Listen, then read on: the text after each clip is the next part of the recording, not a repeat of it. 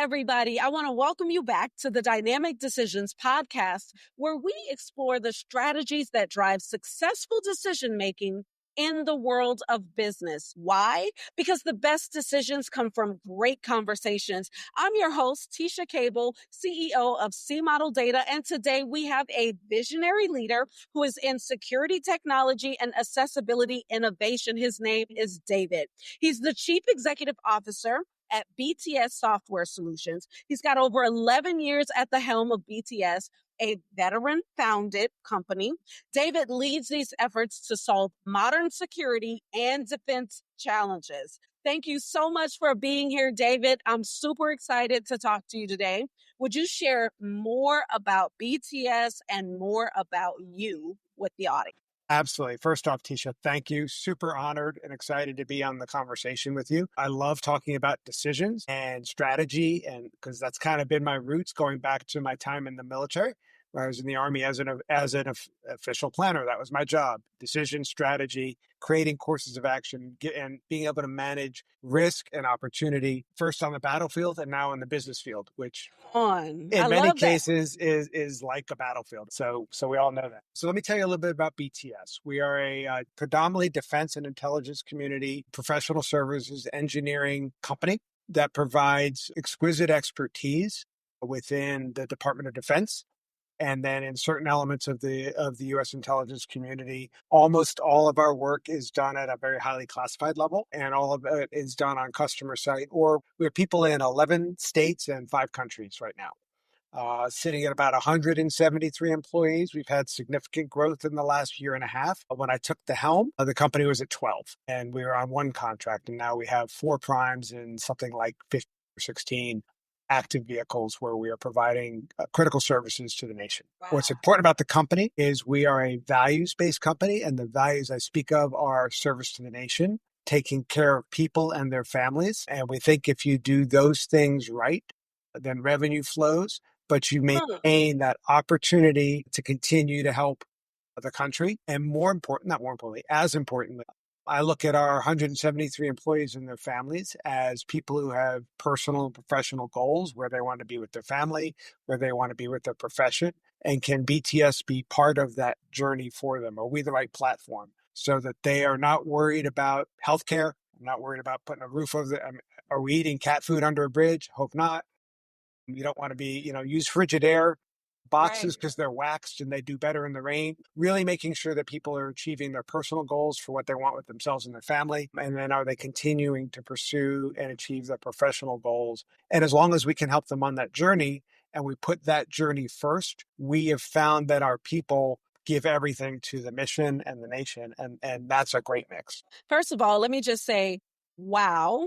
And then also, thank you. Thank you for your service. Thank you for continuing to serve. And thank you for knowing that this is an outside in type of process, right? You're thinking about the values that impact other people's lives. And then you just kind of do technology on the side. And so I really appreciate that. Right. And identify with that. So you guys, BTS developed the U.S. Army's first portable tactical 3G cellular network, right? And it remains operational today. Let's nuance that. Okay. So we built the first hardware and software solution to put 3G tactical comms into Afghanistan, where it started. And way back then, it was super cool to have 3G anywhere. Now, maybe not so much. And putting it in an incredibly austere environment was a real challenge. The Army loved the software and the integration that it provided, and frankly was underwhelmed with the hardware. So they said, look, we'll buy the software. We're going to use our own hardware. So we ended up splitting BTS into BTS that had the hardware business, and that moved into the commercial space, got renamed, and went on its own life. And we founded BTS Software Solutions to follow the software platform and continue to develop that. Elements of that platform 12 years later, 13 years later from when it was founded, are still within the Army's intelligence brigade's baseline software package. It has, of course, evolved, as you would hope, and it does many other things, but I could still look at the code base and I could still look at functionality and say, my team did that. That's amazing. And where I was going on that too was there's a set of decisions, and you actually touched on it a little bit by kind of explaining where you are today. So there was a set of decisions when you were building, and then a set of decisions for today related to that technology. So you explained a little bit about how you decided, hey, they didn't like this, so we ended up making this adjustment. Can you tell me a little bit about your process for acknowledging that feedback and then making a necessary adjustment and what that meant for your team strategically? Let me take a step back and kind of give you the framework of how we like to think about problems or opportunities. There is a delicate balance between being the most efficient at doing what you're doing and being the most effective at what you're doing. If you're the most efficient, you're using the least resources possible, you're getting the best ROI on it. In a military context, but back when I was wearing uniform, that would be use the least number of forces, just enough to get there, because that gives you other stuff to do elsewhere. It's also very brittle, because if you're just using the bare minimum to get there that you think, if something unexpected happens as an opportunity or a risk, you really don't have a lot to respond to that. The most effective way of getting to an end state is to put everything on it. I'm going to double down, I'm going to triple down, I'm going to do that. And that's great. Not assured, no one's assured, but you've stacked the odds to achieve the thing, whether it's a military thing or a product or service, or we're going after this customer, we're going to go all in on it. And that's great. But then you have very little resources doing anything else. So I won't say you're a one-trick pony, but you're not a multi-trick pony. And you're doing economies on everything else. The way we like to approach things is I don't want to be the most efficient. It's too brittle. I don't want to be the most effective because it doesn't give me flexibility. It doesn't give the team flexibility. When we look at problem solving, we spend a lot of time defining the problem, defining the opportunity space. And then we want to look at, are we still postured to respond to unforeseen opportunity or unforeseen risk? And that means holding stuff back, whether it's people, whether it's dollars, whether it's levels of effort. Pick the thing, whether it's time. Time is the only resource you have that is non-recoverable. And so we will pick the least efficient and the least effective on purpose and find ourselves somewhere in the middle so that we have additional capacity to take advantage of things. Because you never know how it's going to go. You never know what the customer's going to say. You never know where the market opportunities are going to put in front of you. Or when a competitor pops up, you're like, where'd they come from? Right. And maybe I need to lower my rates or pay my people a lot more because they're poaching all of my highly qualified, cleared engineers. And so I need to hold dollars back so that I can surge to offer Teasha, here's a K or 50K signing bonus or retention bonus just to keep losing talent and access that a competitor pops up out of nowhere. Or, hey, can you find me 5 more Teashas? They're amazing. And there's only 10 in the world that do what you do. So now I've got to go throw a lot of resources at finding those other 5, convincing them to leave their job. Because if you have a security clearance and a polygraph and you're an exquisite level 6 systems engineer, you already got a job. No, and if I need to hire you, I got to hire you away from a pretty well-paying job.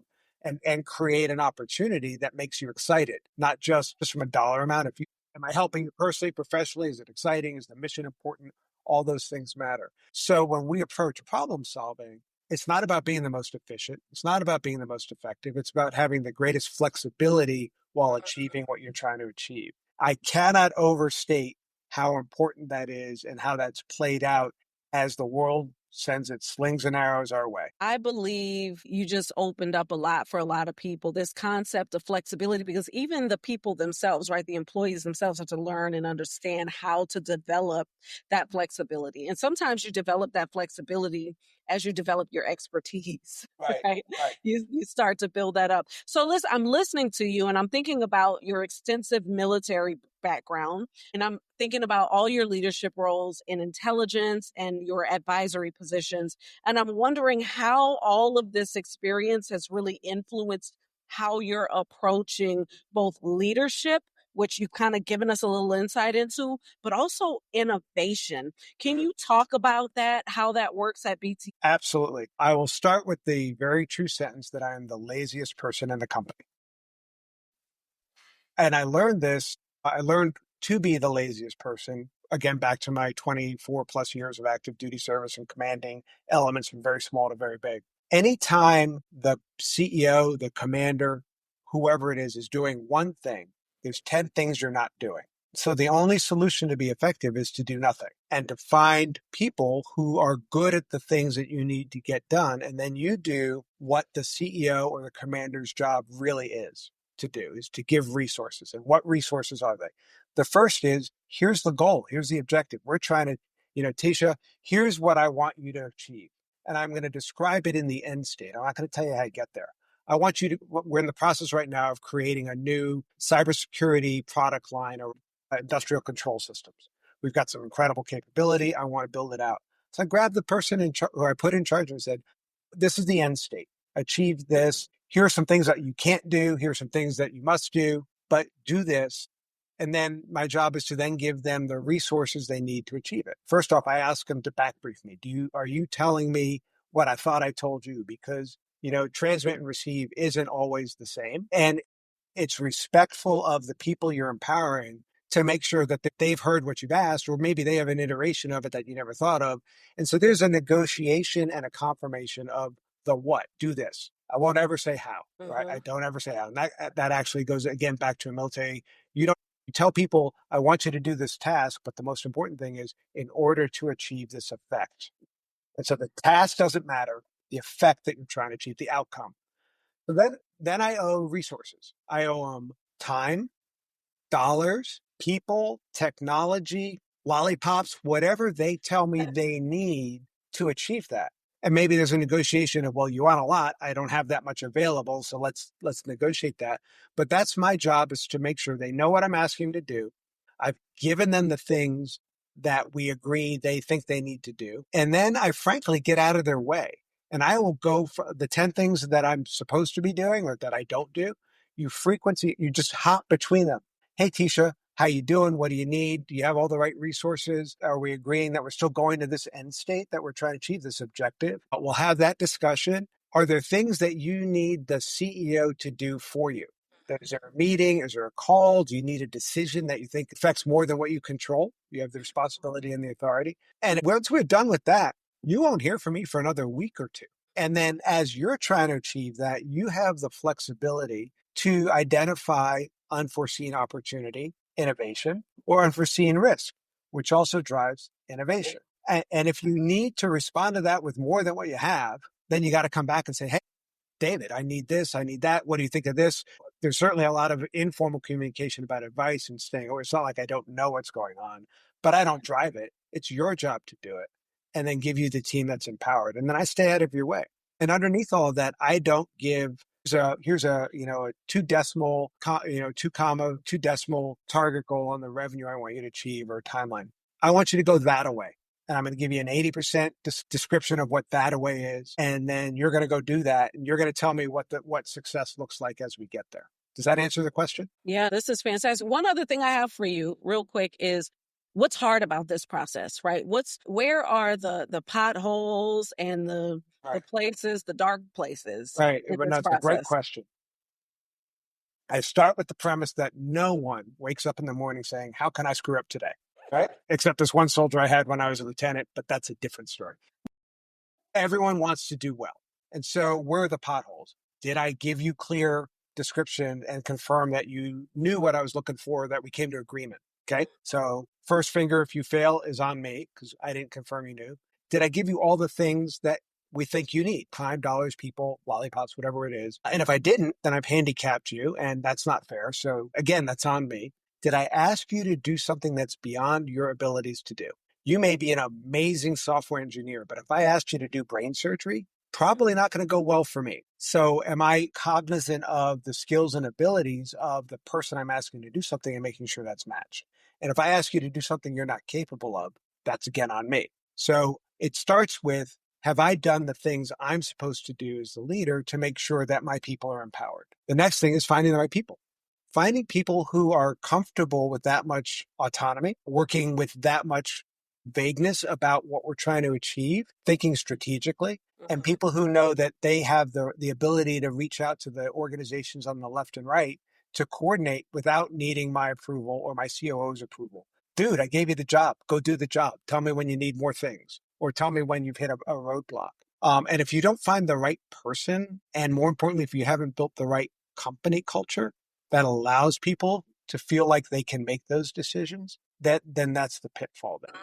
Culture is not what a bumper sticker or something we have on the wall here, and it's certainly nothing that goes out in a CEO note to the company. Culture shows up in the small decisions that I never see. And that's because the people that we hired buy into the values that I started with, understand the strategic goal for the company, and feel empowered. And when they make a mistake, this is a great story. I wish this was my story, but it's not. It's a friend's story. He was the chief technologist building the first high-speed stock trading network. So it goes back, a couple decades, but it was super cool. And he tells the story. He was pushing a patch while this thing's up and running, and he screwed it up. And it took him about 30 minutes to fix it. And it cost the trading floor about $300 million. So he gets it fixed. Everybody, it's back and running. And he goes into the CEO's office and says, "Here, boss, here's my letter of resignation." And the guy took it and literally just turned it and dropped it in the trash can. He says, "I just spent $300 million teaching you not to do that again. Why would I let you out the door?" And that is spot on. Unless it's illegal, immoral, unethical, again, no one wakes up in the morning saying, "How do I screw up today?" And if they screw up, it's probably because of something I did, or it's just a human error that we all make, and you shouldn't throw out a great person. You should let everyone learn from it. And if you do that consistently and publicly, then people feel comfortable that my job isn't at risk if I take risk. What a mindset. So many business leaders just struggle to be that transparent in their own faults. It'd be awesome if more and more of us actually took that approach where we recognize, yet again, this goes back to what I said to you earlier, that you've got this outside in way of thinking through these things. And I think that it's really, really inspiring. So you should put it in a book. Put it in a book so everyone can get a whiff. Hey, this message right here, real quick, is for our audience. I want you to think about your technology innovations in security and accessibility, maybe. How could you impact your industry a little bit more? And could you apply your values to that in any sort of way? Could you inspire your team a little bit more? I want you to share your thoughts with us and your experiences on LinkedIn and other social media using Dynamic Decisions Podcast. Okay, so we talked high level about innovation, we brought that through, but I want to talk a little bit about how you balance innovation across all the diverse sectors that you guys are working in, but keep your strategic vision very clear. How do you do that? Great question. I'm not sure we do. Okay. Right? And part of it is because of the nature of our customer. We work in the defense and intelligence space. A lot of times your success is your customer's success. You're not going there to sell them something. You're going there to help them solve a problem. Whether the problem is I'm hungry and I would like a cheeseburger, or my carpet is dirty, I need a vacuum to fix it, or I have a near peer competitor called China that we're going to have, strategic competition with. And how do we have an unfair advantage in that future fight? It's all a customer problem that you're helping them solve. And so if you start with what are you trying to help them solve? And then what does innovation look like from there? Is there a way to do it faster, better, cheaper? Right? Can you use new technologies to reframe the problem? There's a lot of conversation about AI and AI's integration into the workforce. And I think there's two ways that people think about AI, or should, if you listen to how they think about it, it falls into two buckets. And sadly, most of the buckets are in the first part. It's how do I use AI to do things better? I have a process, I'm already executing it. Can I use AI to be faster, better, cheaper, more comprehensive, take in more data? But you're really just saying, how do I do what I'm doing better? Right. How do I change what I'm doing? Go for it. Right. How do I change what I'm doing? But I will tell you, I find that uninspiring. It's important, but it's uninspiring. The better question to ask is, how can I use AI or any new technology to do better things? Come on. Yes. Say more. Right. How do I do better things? Now, Yeah. some of better things, maybe I have a better understanding of the information I have in front of me. I'm doing better decisions. But if I can do the day-to-day processes better because I'm applying technology, does it create opportunities to solve problems I didn't know were there or I never thought were solvable? And so for my customer, we can do a lot of things better. We work in the intelligence community. As you would expect, they gather a lot of information and they got to sort through it and figure out, what does this mean? What does that mean? What's the bad guys doing? What's the threats? What's the risk? What are the opportunities? But can you do better things with it, like create an entire new strategies that make the problem that you're fighting go away? And if I'm a manufacturer, you could drag that question through just about any business process. Yes, everyone should be using technology to do things better. That's just efficiencies. But if you're strategic about what you're thinking with your technologies, it's how do I do better things? If I'm doing better things that solve my customers' problems, or better yet, make those problems go away and create opportunities for them, well, now I've innovated. Is that helpful? Absolutely. And the audience, they're going to think that we've been listening to each other talk. If you went out and heard me say anything, I talk about what the impact of AI should be for us versus how we're actually doing things today. So that's good. All right, let's go into my favorite segment. It's a decision making persona, a segment. And Okay. so we're going to figure out your decision making style through this assessment. And so I'm going to ask you 4 different questions, and each one of them represents a different decision making approach. And after I ask the question, then you're going to tell me how much the way that I'm asking it resonates with how you dig in on your decision making. And you'll have a scale of 0 to 100%, but you only get 100% across all 4. Okay. I think I Okay. understand. I'm slow but Okay. stupid, but we'll get there.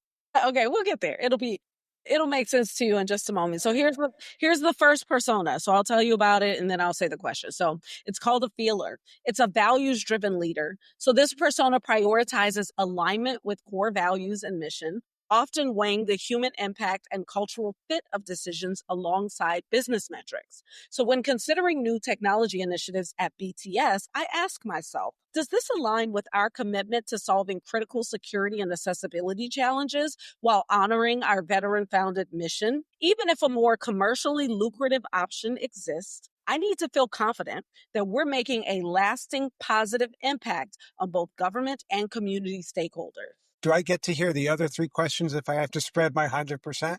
You do not. You get to reply, and then we'll say a little why, and then we'll move on. You can come back and change it later if you need to. I may have to because you're kind of at 100% of how we approach things. Right there. And hopefully you picked that up before we even got to the questions the personas you're providing.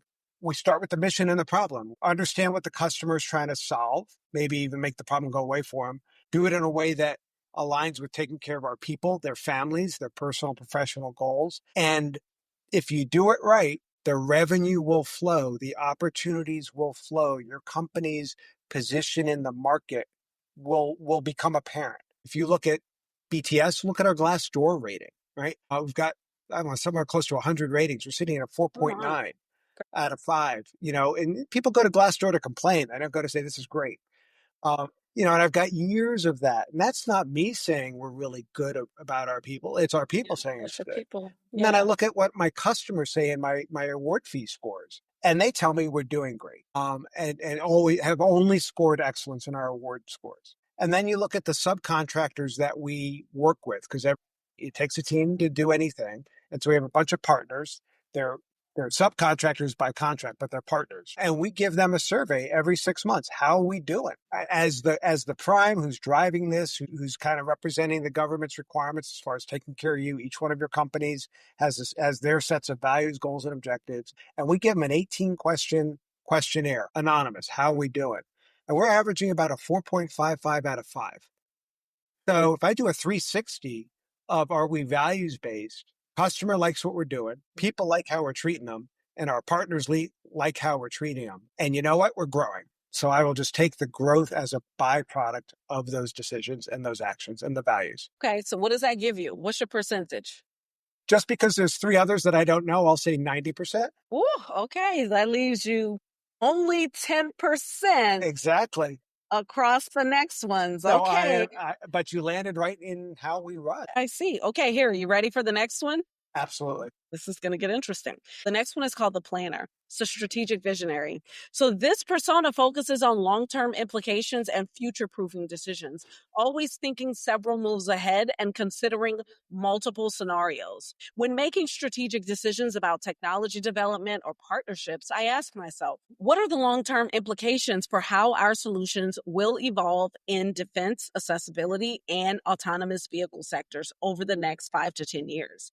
I need to ensure that our innovations remain scalable, adaptable, and ahead of emerging challenges. So I'm going to challenge the way you framed this, because these are not either or questions. There's absolutely no give or take between those two personas. And so I'm going to give you 90% again. you, You you cannot break push all the back. hurdles. No, you cannot push back. There's zero differentiation between those two, because I could do everything we said in the first one and do everything you said in the second one. And I will tell you, we do that. Tasha, feel free to say, I'm never going to talk to David again, but those are not mutually exclusive and they are not in competition. Okay. All right. We'll go with it. Give me They're the next not. two. Okay, Give me I'll the get next you. two. Here's the next one. So the next one is called the counter. It's the challenger of assumptions. So this persona naturally questions conventional wisdom and looks for contrarian opportunities, often finding success by zigging when others zag. So when evaluating new projects or technologies, I ask myself, what assumptions are we making about the market or technology that might be wrong? What are others in security and accessibility doing that we should question? I look for innovative methods that leverage our unique veteran perspective and technical expertise to solve problems. You're so going to be angry with me. Because again, I mean, if you're going to force me to say 25, 25, 25, 25, I think that's a false model, because It's it's a false 100% model. of all of these. Now, the nuance is, if you say, hey, if everyone's zigging and I want to zag, you don't zag just because it's contrarian and you think you're going to come in orthogonal to the problem set. Zag brings risk. And so there's some thoughtfulness about, will this outcome that we're trying to achieve meaningfully change? So the earlier conversation, are you using AI to do things better or to do better things? The do better things is a strategic zag. How many of those really are there that you're going to do in a 10-year period of a business? Probably don't need more than a hand. Probably could still hold a cup of coffee while doing that. But if you are thoughtful about the problem you're solving and how you bring smart people to bear on that problem and get out of their way, they're the ones who are going to answer those questions. Everyone's going left. Have you thought about right? This is what right is. And then my job with the leadership team and them is to say, okay, what's the feasibility of us getting it right and having a meaningful impact? And what are the barriers to entry of someone adopting our solution versus theirs? And how do we stage it? Yeah. So you've got it right in that. So when I ask these questions, the idea and we still have one more, but it's to identify your piece. So your team, I think you're looking at it in one way, right? As a team, you should have 100% cover. It could be that you don't cover the whole 100%. So someone on my team is my zigger or my zagger, right? Poli-sci liberal arts public school education out of South Florida. I made the computer work to talk to you today. I'll take it as a win. Yeah.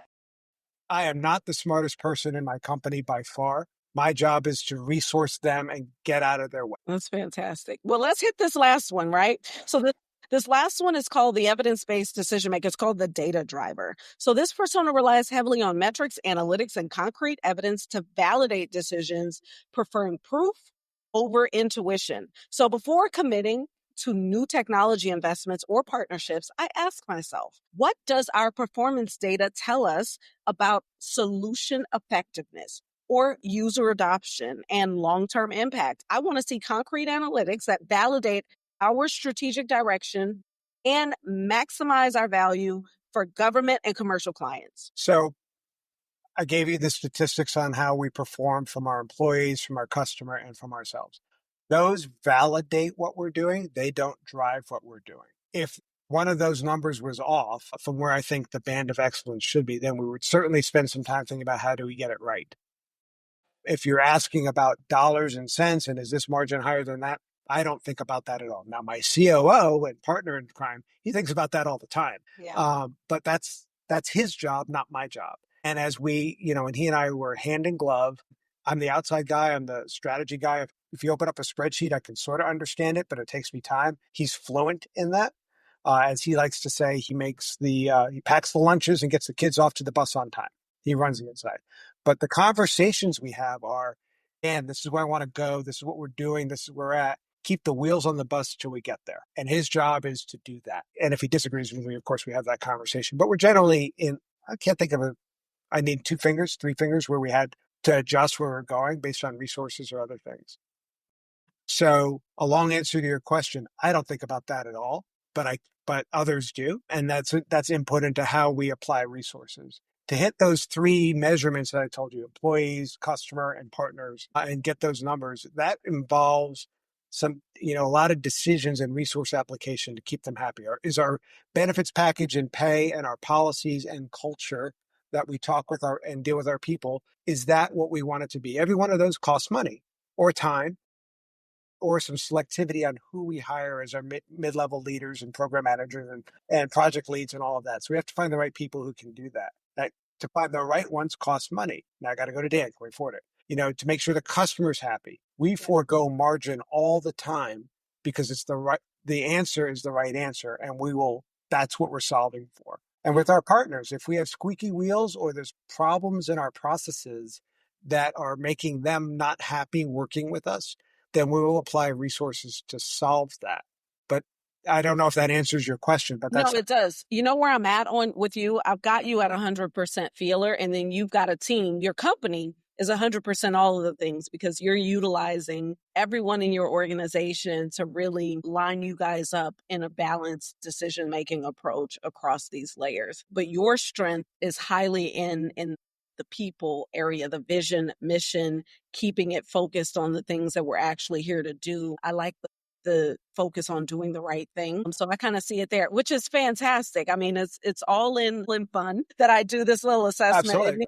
It means nothing in the world, but it does help us sometimes to look at all the different ways that we make decisions. I'm a little mix of a few of these. Mhm. So highly analytical. So I'm going to always dig into the data, but there's a big part of my heart that focuses on the people and staying tied to the mission. So we can be a little bit of all things. So that's kind of cool. So look, I spend a lot of time Go ahead. coaching and mentoring startups Yeah. because I know anything more other than experience is another word for scar tissue.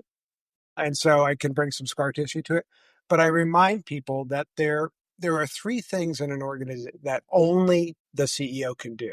I'm not saying the CEO is only doing 3 things, but there are 3 things that only the CEO can do. One is set priorities, values, and culture. The second is strategic business development, position your company in the community. And the third is either raise money or do M&A. Everything else can be done by somebody else and probably can be done by somebody else better.